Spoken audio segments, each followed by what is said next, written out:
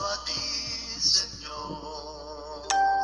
Mírate solo a ti, Señor. Mírate solo a ti, Señor. Y no mirar atrás. Seguir tu caminar, Señor. Seguir sin desmayar, Señor.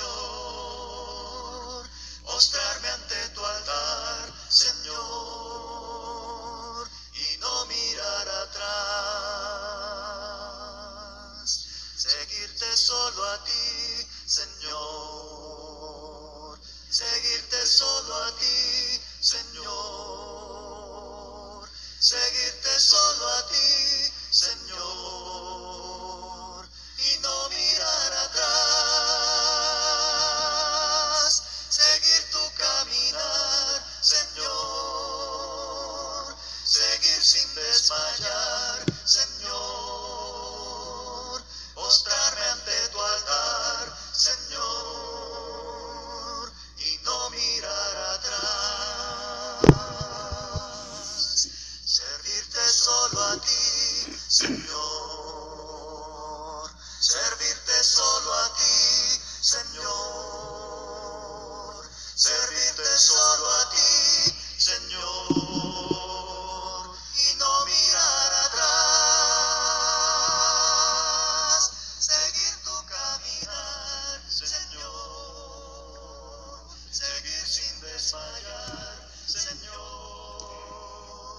Mostrarme ante Es indudable que la oración fue parte fundamental, fue parte prioritaria en el ministerio de nuestro Señor Jesucristo.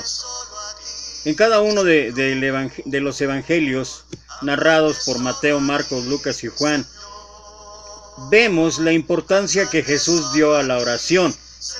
Cada día Él comenzaba el día conversando con su Padre y aprovechaba cualquier oportunidad para invocar la presencia y el poder de Dios.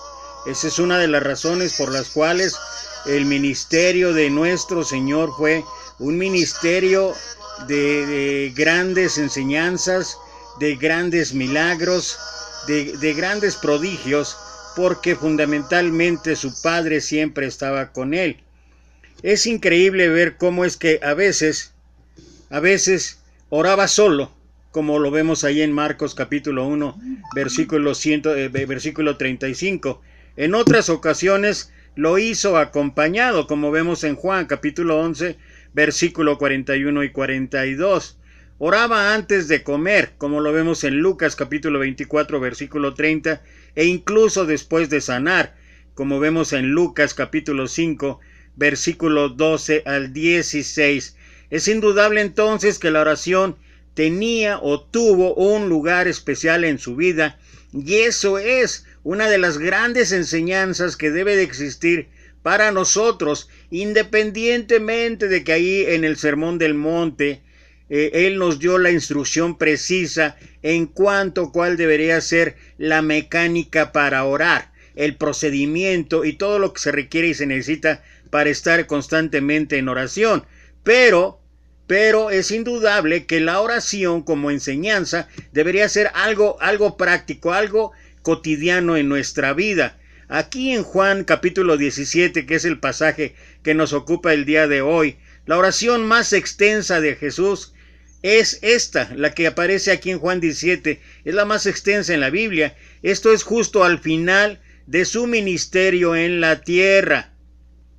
Jesús acaba de explicar a sus discípulos que en poco tiempo ya no estaría físicamente con ellos. Les advierte sobre lo que sucedería una vez Él se fuera, y sobre todo lo que Él trata es de animar a sus discípulos. Ya les he dicho estas cosas para que en mí hallen paz. Eso fue parte de lo que vimos en el último mensaje. En este mundo afrontarán aflicciones, pero anímense. Estoy de alguna manera parafraseando lo que dice Juan 16:33. Yo he venido al mundo y lo he vencido. En el mundo vamos a tener aflicción, pero en Jesús vamos a tener vida. Y esa vida puede ser de una manera práctica, y esa vida puede ser algo grandioso que además continuamente le dé la alabanza y la gloria a Dios. Por lo menos vamos a analizar, antes de entrar en detalle, tal vez versículo por versículo, antes de entrar en detalle con esto, por lo menos vamos a ver 3 secciones allí en la oración de Jesús, en Juan 17, lo que ya he dicho antes. De los versículos 1 al 5, Jesús ora por sí mismo, reconoce que ya es la hora de regresar al Padre. Después de los versículos 6 al 19, él ora por los discípulos y les encomienda su nueva misión. Y finalmente, del versículo 20 al 25, pide por los que hemos creído después como fruto de la fidelidad de sus discípulos en llevar el mensaje. Es importante entonces considerar esta parte como una enseñanza en el cual se tocan por lo menos 3 aspectos que ya he mencionado antes. Ahora bien, vamos un poquito más al detalle en cuanto a lo que Jesús habla y ofrece aquí en este capítulo 17 de Juan. Versículo 1, la parte primera dice: estas cosas habló Jesús y levantando los ojos al cielo. Nota esto que es algo, un detalle significativo. La Biblia está llena de grandes oraciones. Nos impresiona la oración de Salomón, allá en Primera de Reyes, en el capítulo 8. La oración de Abraham, allá en Génesis, capítulo 18. La oración de Moisés, allá en el Éxodo, en el capítulo 32. Pero esta oración, esta que eleva nuestro Señor Jesucristo, es por mucho la mejor que se haya registrado en la Biblia. No existe una voz que haya sido escuchada en el cielo, en la tierra, más exaltada, más santa, más fructífera, más sublime que esta oración ofrecida por nuestro Maestro, por nuestro Señor Jesucristo. Lo más profundo del ser de una persona es revelado en una oración genuina. Esta es una oportunidad única para ver la naturaleza y sobre todo ver el corazón de Jesús. En esta oración, Jesús menciona varios temas que se desarrollan en este evangelio: gloria, glorificar, enviar, creer, mundo, amor. Jesús levantó sus ojos, dice ahí en el versículo, cuando oró. Esta es una postura que generalmente no asociamos con una oración profunda. Tendemos casi siempre a inclinar la cabeza y cerrar nuestros ojos. Y si te has dado cuenta, incluso es algo así como si fuera algo prioritario, importante, permanente. Incluso cuando estamos reunidos como iglesia, cuando alguien va a orar, lo primero que hace es: les invito a todos a inclinar su rostro y cerrar sus ojos. Y bueno, es importante.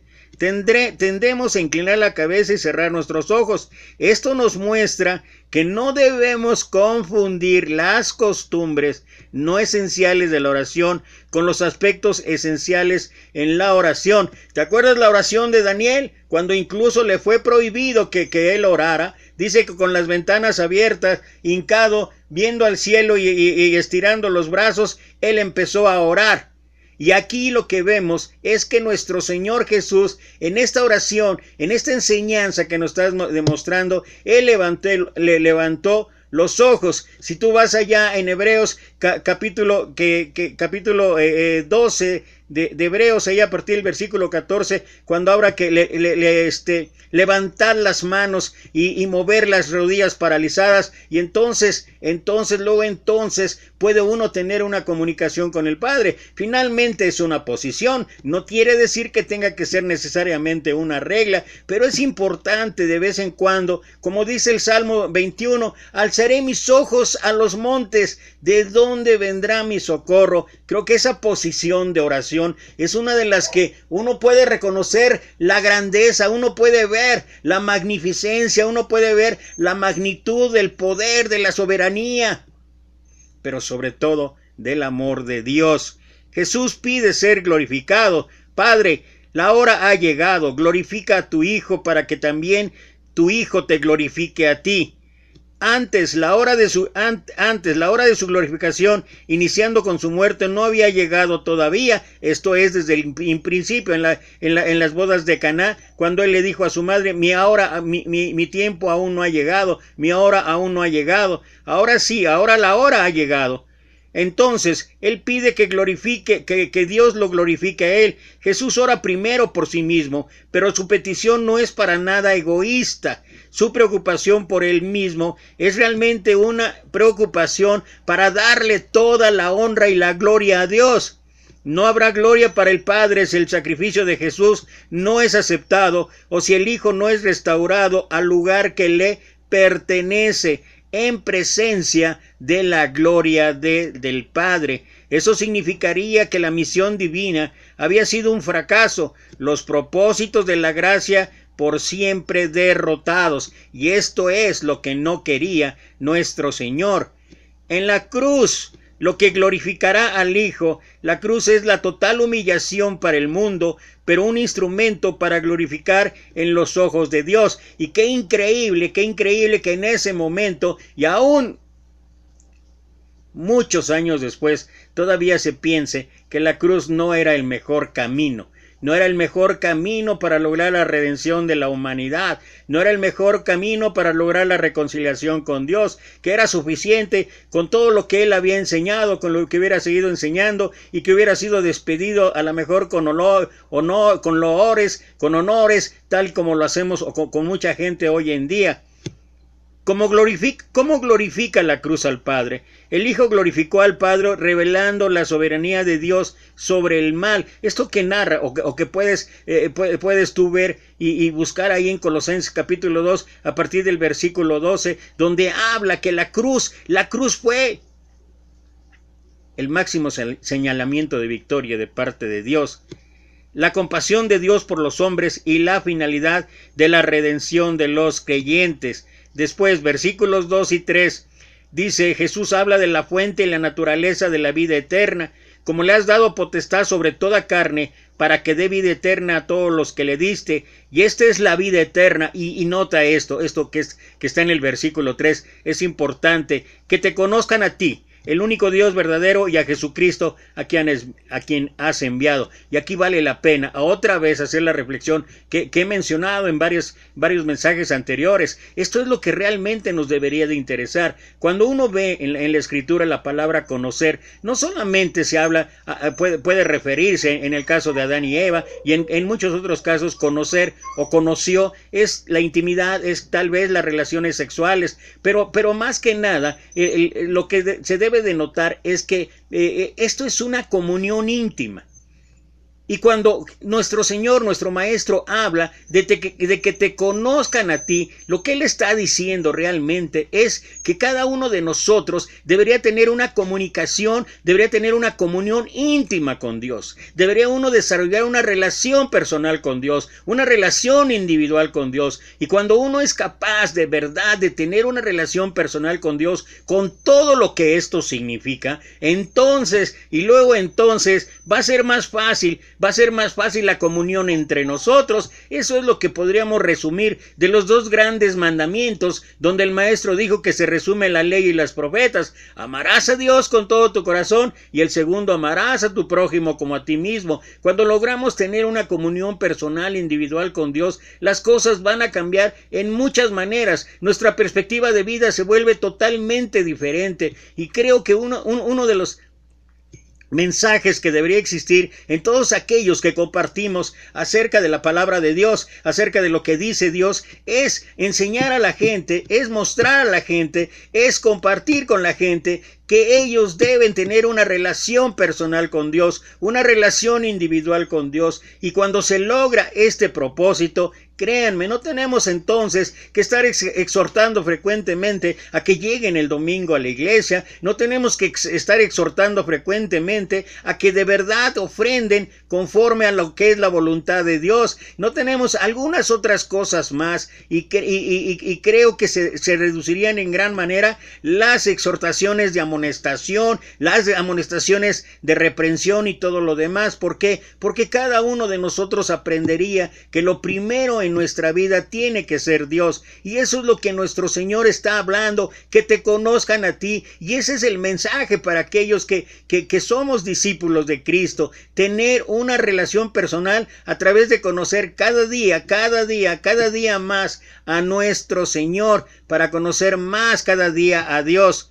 Le has dado potestad sobre toda carne. Jesús demanda una impresionante autoridad que determina el destino final del hombre, para que le dé vida eterna a todos los que le diste. Jesús mismo es el grandioso y exclusivo camino a la vida eterna, y esta es la vida eterna, que te conozcan a ti, lo que ya abundé hace un momento. La vida eterna se encuentra en un conocimiento permanente, experimental, del griego ginoko de Dios, revelado en Jesucristo. La vida es una participación activa en un entorno. La muerte es la ausencia de esa participación activa. Vida eterna significa que estamos vivos, que estamos activos en el entorno de Dios.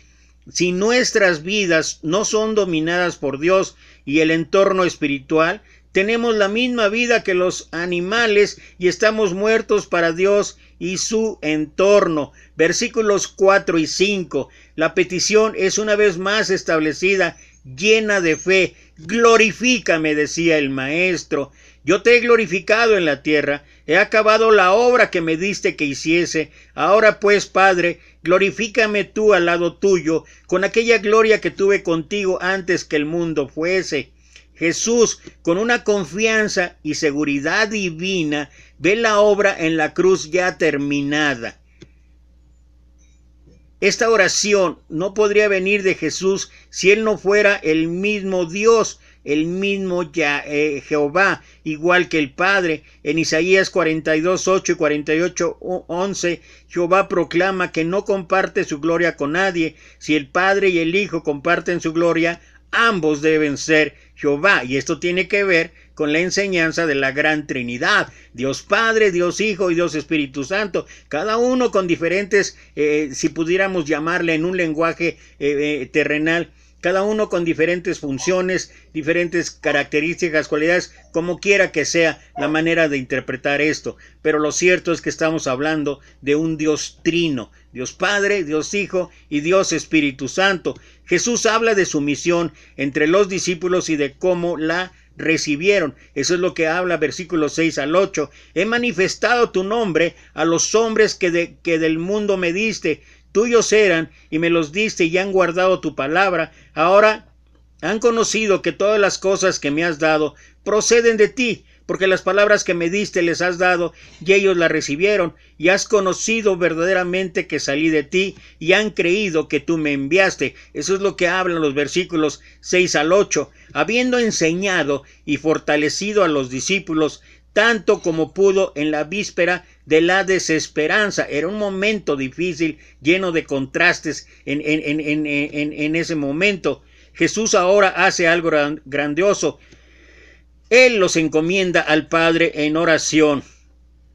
Jesús no simplemente enseñó sobre el nombre o el carácter de Dios. Él manifestó o demostró ese carácter. Todo esto traducido en la obra de nuestro Salvador, de nuestro Maestro, sobre todo en el aspecto, en su ministerio terrenal.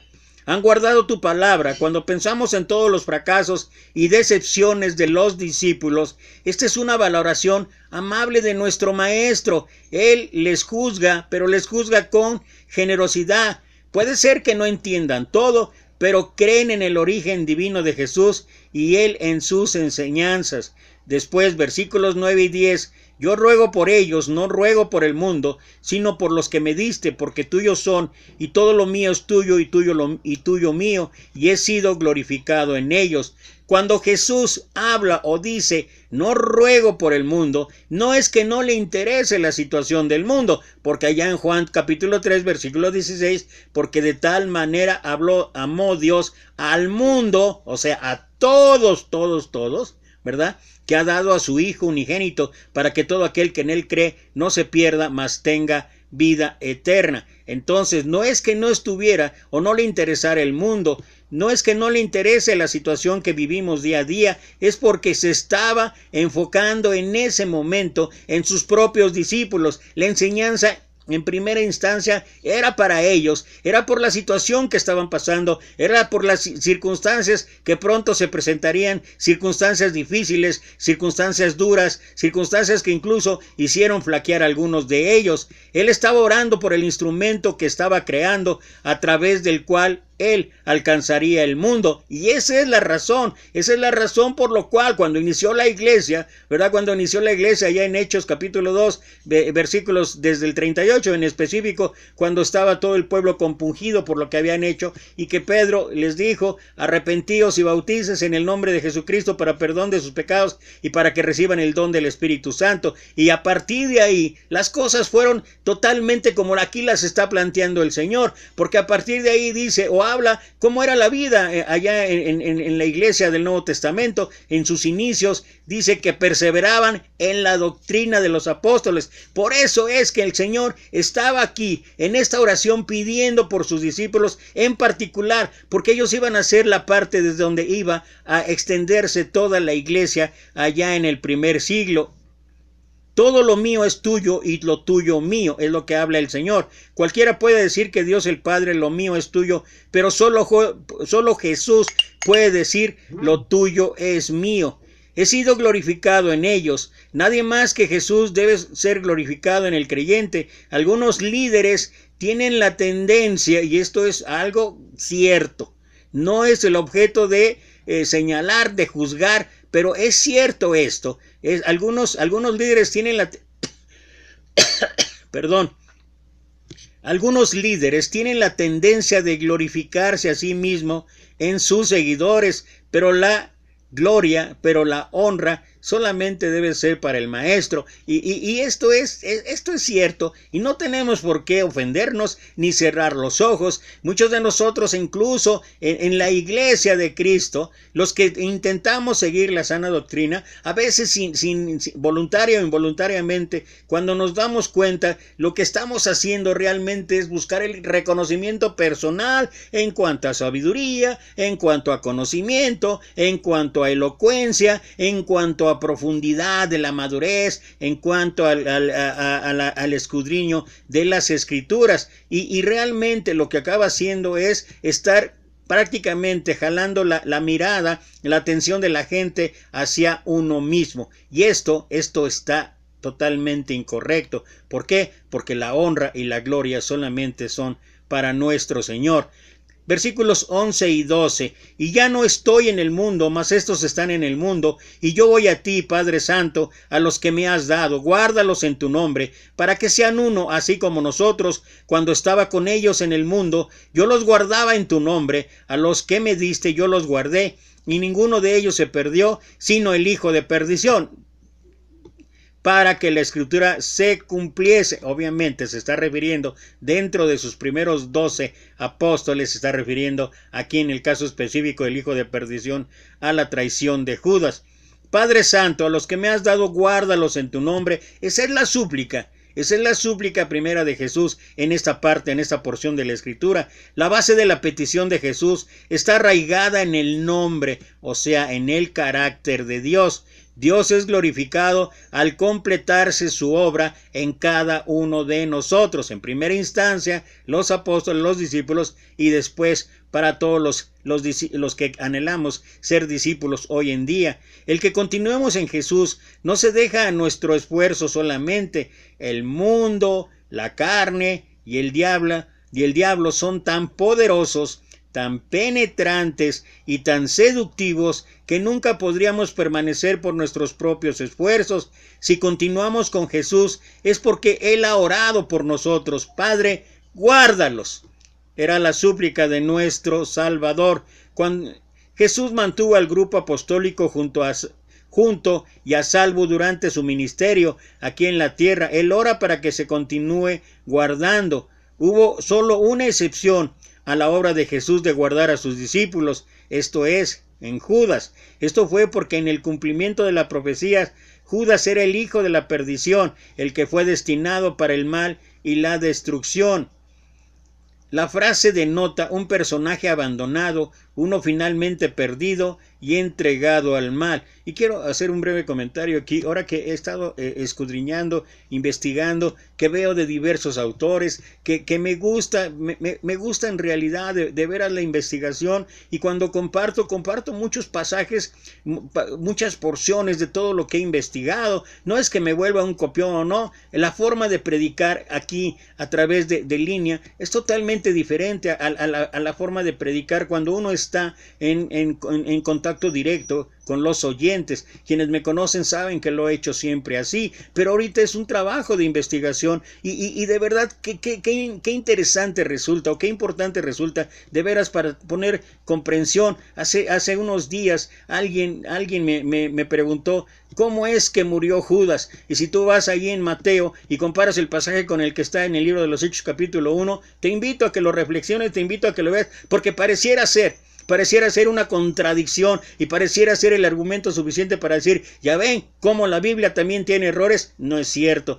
es que hay que leer, es que hay que entender el contexto, es que hay que entender la situación y posición de cada uno de los escritores. Ambos fueron, tanto Lucas como Mateo, fueron inspirados por el Espíritu Santo, y además no se trata, y uno no puede ver las cosas desde una perspectiva de que no hay errores, porque puede haber errores en el lenguaje, las mismas traducciones, en fin, todo eso, y me llamó mucho la atención haciendo esa investigación de Judas. Judas parece ser que era el más docto de entre los 12 discípulos. Era el más docto, era el que más habilidades tenía incluso una profesión, o sea, era un hombre de alguna manera exitoso. No por algo era el tesorero del grupo. Y aunque no es mencionado, cuando tú vas a las escrituras, cuando tú vas a los escritos, cuando haces una investigación profunda, dices, ¿cómo puede ser posible que el más docto, según algunos escritos, que es Judas, y fue el que lo traicionó, independientemente de que estaba la profecía? Pero creo que si Judas hubiera tenido la decisión, la disposición, y me preguntaban acerca de, ¿usted cree que se arrepintió? No, pues el arrepentimiento tal como lo entiende cada uno. Yo en mi caso, como lo entiendo, es que yo me arrepiento solamente cuando veo las cosas que hice mal y voy y trato de remendar el error con aquello con quien lo hizo mal. Judas no, dice ahí la escritura, se arrepintió en cuanto a regresar el dinero, pero en realidad no cambió su posición, y la manera en que él después murió muestra que en una u otra manera él no fue capaz de ponerse nunca a cuentas con el Maestro, con nuestro Señor Jesucristo, y en eso también él tuvo la oportunidad. Jesús elabora en la primera petición, guárdalos en mi gozo lejos del mal. Pero ahora voy a ti, dice versículos 13 al 16, y hablo esto en el mundo, para que tengan mi gozo cumplido en sí mismos. Yo les he dado tu palabra, y el mundo los aborreció, porque no son del mundo, como tampoco yo soy del mundo. No ruego que los quites del mundo, sino que los guardes del mal. No son del mundo, como tampoco yo soy del mundo. El propósito de Dios es multiplicar nuestro gozo. Esto es un permanente a través de todo el contexto de la Escritura, no disminuirlo. El mundo, la carne y el diablo son los encargados de decirnos algo diferente, pero Dios quiere un gozo cumplido en nuestra vida. Por eso Pablo dice, estad siempre gozosos. Y luego dice ahí en Filipenses 4, regocijaos, otra vez regocijaos, o como algunas versiones traducen, estar siempre contentos, estén siempre contentos.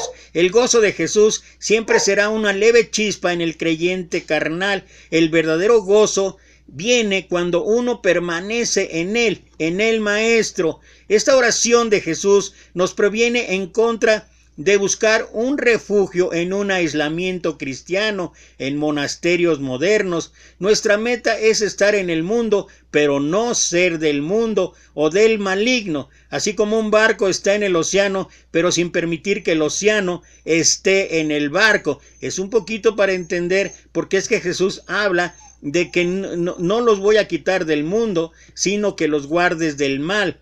Podríamos haber dicho esto de los discípulos. Jesús nos está mostrando que no debemos ser perfectos para ser espirituales. Y ya hemos hablado en lo que Pablo escribe en Filipenses 1:6, estando persuadidos de esto, que el que comenzó en vosotros la buena obra, la perfeccionará hasta el día de Jesucristo. La situación no es ser perfectos, sino que lo que estamos intentando cada día es que nuestras acciones, actitudes, nuestros actos mismos, todos sean para alabanza y gloria de Dios y todo vaya en constante maduración o crecimiento.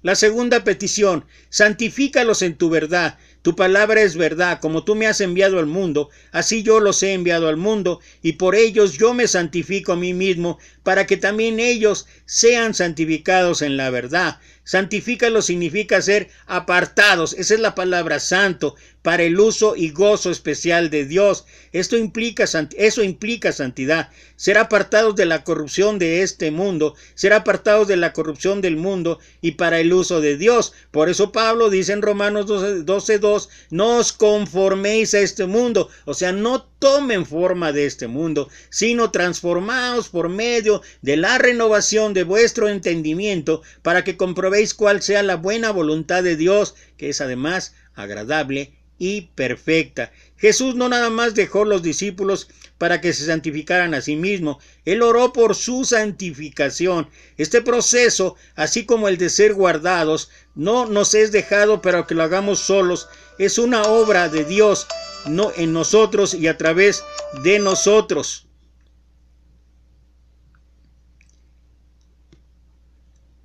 La dinámica detrás de la santificación es la verdad, la palabra de Dios leída, escuchada, comprendida y aplicada. Como tú me enviaste al mundo, así yo los he enviado al mundo. El pensamiento de servicio se encuentra en medio de la santificación. Somos apartados para servir, no para admirarnos mutuamente. Qué interesante este comentario. Somos apartados para servir, no para admirarnos mutuamente. ¿Y acaso no fue lo que dijo el Señor en una de sus lecciones? Porque el Hijo del Hombre no vino para ser servido, sino para servir y dar su vida en rescate por muchos. Mas no ruego, versículo 20, mas no ruego solamente por estos, sino también por los que han de creer en mí por la palabra de ellos. Jesús oró por sus 11 discípulos, pero tuvo el corazón y la visión de orar más allá de ellos. Él oró por aquellos que vendrían a la fe por el testimonio de estos discípulos. Él oró en una manera o en una forma, o estaba orando también por nosotros, también por ti, por mí y por todos aquellos que queremos ser discípulos de Cristo. Esto muestra que Jesús esperaba que el fracaso inminente de ellos solo fuera temporal, porque eso fue lo que sucedió desde el momento en que es aprendido. Son pasajes que estaremos viendo posteriormente. Pero otros les escucharían y llegarían a creer en Jesús por el testimonio de ellos mismos. Jesús fue a la cruz sabiendo que su sacrificio no sería en vano. No estaba esperando en los discípulos. Versículo 21, para que todos sean uno, como tú, oh Padre, en mí, yo en ti, que también ellos sean uno en nosotros, para que el mundo crea que tú me enviaste. Nota esto, para que el mundo, ¿cómo va a creer el mundo?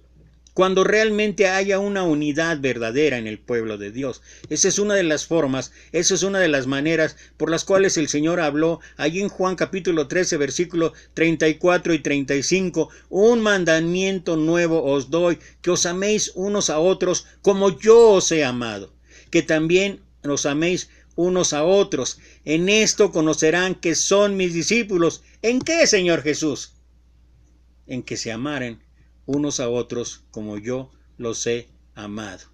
Y esto es importante para reflexionar, y esto es importante para darnos cuenta que más allá de una religiosidad, que de un ritualismo, que de un letrero permanente ahí en el edificio, o que de algo que denote o que quiera mostrar que somos la iglesia de Cristo, realmente la gente puede ver algo diferente, puede ver algo distinto, puede creer en Dios por ver el amor entre los cristianos.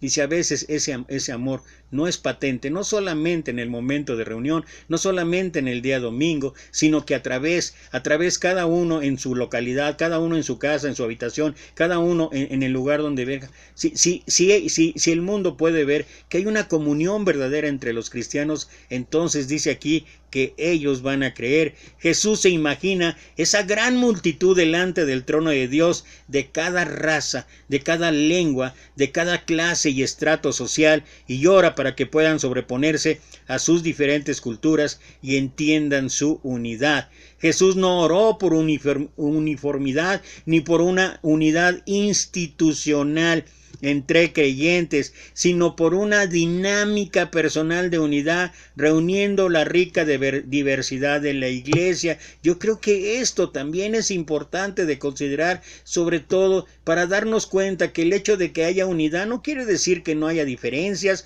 no quiere decir que no haya controversias. Vemos a través del escrito bíblico, tanto en el Antiguo como en el Nuevo Testamento, que grandes hombres de Dios tuvieron diferencias. Uno de los que más me encanta es la vida de Pablo y Bernabé, que ya he mencionado antes, y sin embargo, a pesar de esa controversia, a pesar de ese desacuerdo, como dice la Escritura, que hubo entre los dos, la gloria de Dios, la obra de Dios se magnificó en diversas formas. Y años más tarde hubo de alguna manera otra reconciliación, cuando por el motivo por el cual se habían separado Pablo y Bernabé. Pablo después, independientemente si entendió o no entendió que Juan Marcos merecía una oportunidad igual que todos nosotros, y qué es lo que le escribe ahí en sus cartas a Timoteo y a Filemón: mándame a Juan Marcos porque me es útil para la obra.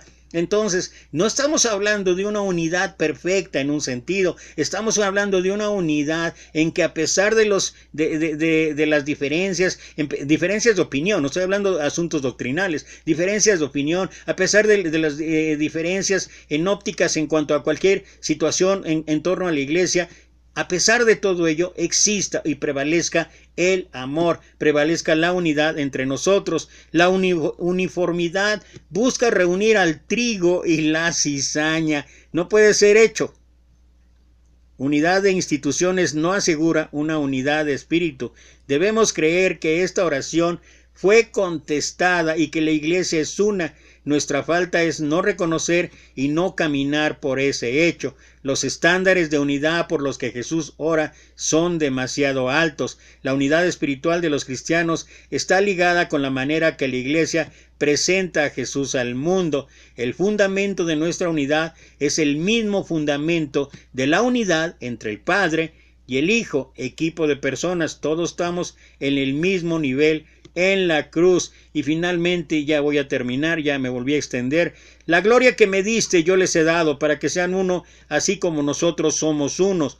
Jesús ora también por una unidad fundada en el amor. Versículos 23 y 24: yo en ellos y tú en mí, para que sean perfectos en unidad, para que el mundo conozca que tú me enviaste y que los has amado a ellos como también a mí me has amado.